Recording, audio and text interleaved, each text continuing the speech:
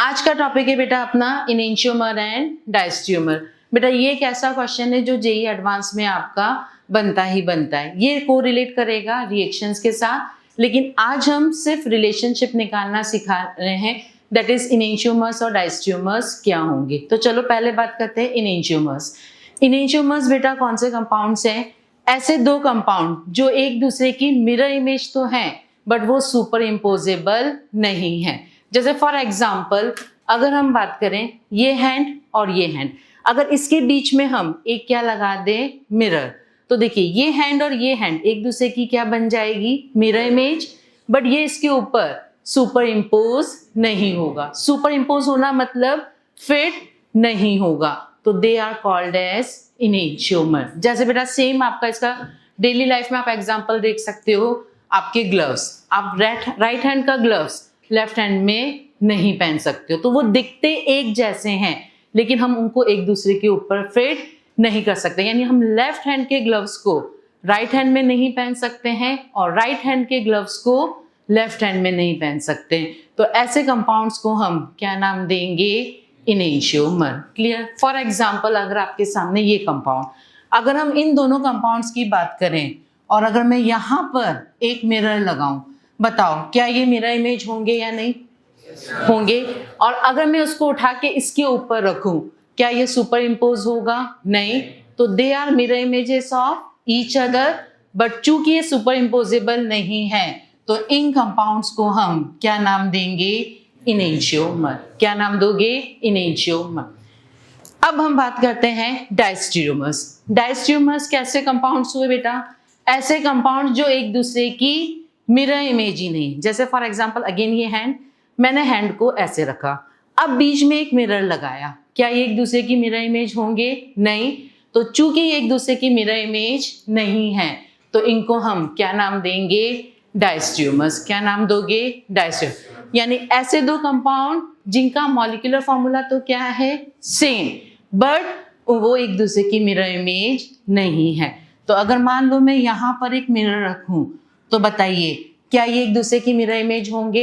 नहीं। तो ये एक दूसरे की मिरर इमेज ही नहीं है बेटा, that's why they are called as diastereomer. इनको हम क्या नाम देंगे, डायस्टियोमर। अब बात करते हैं इनेंशियोमर और डायस्टियोमर्स की प्रॉपर्टी के बारे में। तो बेटा इनेंशियोमर्स की हर केमिकल प्रॉपर्टीज या फिजिकल प्रॉपर्टीज क्या होगी, सेम। यानी अगर इसका बॉइलिंग पॉइंट, इफ लिख रही हूं, अगर इसका बॉइलिंग पॉइंट 40 डिग्री है तो बेटा इसका बॉइलिंग पॉइंट भी कितना होगा, 40 डिग्री। क्लियर? अगर इसका मेल्टिंग पॉइंट 100 डिग्री है तो इसका मेल्टिंग पॉइंट भी क्या होगा, 100 डिग्री। ये वाटर में सॉल्युबल है तो ये भी सॉल्युबल होगा, ये इनसॉल्युबल है तो ये भी इनसॉल्युबल होगा। यानी दो इनेंशियोमर्स की सारी फिजिकल प्रॉपर्टीज क्या होगी, सेम। दो डायस्टियोमर्स की कोई भी फिजिकल प्रॉपर्टी में कोई रिलेशनशिप नहीं होगा। यानी अगर इसका बॉइलिंग पॉइंट 40 डिग्री है तो हम इसका बॉइलिंग पॉइंट प्रेडिक्ट नहीं कर सकते। यानी दो डायस्टियोमर्स की फिजिकल प्रॉपर्टी में कोई रिलेशनशिप नहीं होगा। यहाँ तक क्लियर है? अब इनेंशियोमर्स में डिफरेंस क्या है? तो बेटा इनेंशियोमर्स में एक डिफरेंस है, उनका बिहेवियर पीपीएल के टूवर्ड्स क्या होगा, डिफरेंट। यानी अगर ये पीपीएल को कितने डिग्री से घुमा रहा है, +13 डिग्री से, तो ये पीपीएल को कितने डिग्री से घुमाएगा, -13। यानी दोनों का एंगल ऑफ रोटेशन का वैल्यू भी क्या रहेगा, सेम, सिर्फ चेंज क्या होगा, डायरेक्शन।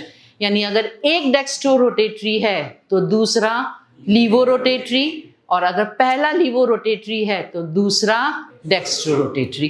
क्लियर है सबको? डायस्टियोमर्स में बात करें तो बेटा अगर इसका एंगल ऑफ रोटेशन +13 डिग्री है तो इसका एंगल ऑफ रोटेशन +13 और -13 को छोड़कर कुछ भी हो सकता है। यानी अगर एक डायस्टियोमर आपका डेक्स्ट्रो रोटेटरी है तो दूसरा डायस्टियोमर डेक्स्ट्रो भी हो सकता है और लीवो भी हो सकता है।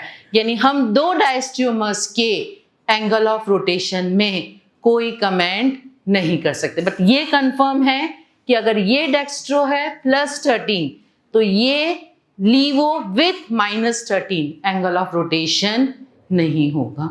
यहां तक क्लियर है सबको? चलिए, अब अगर आपको 2 या 3 कंपाउंड्स दे दिए जाए और अगर आपको पहचानना है कि वो इनेंशियोमर्स हैं या डायस्ट्रियोमर्स हैं, तो सिंपल सा, फॉर एग्जांपल अगर मैंने आपके सामने ये 2 कंपाउंड्स लिखे और अगर मैं आपसे पूछूं क्या ये कंपाउंड्स इनेंशियोमर्स हैं या डायस्ट्रियोमर्स, तो बेटा सीधा सा हमें क्या देखना है, अगर मिरर इमेज है तो जो कि नॉन सुपर इम्पोजेबल है तो इनेंशियोमर, और अगर मिरर इमेज ही नहीं है तो डायस्ट्रियोमर।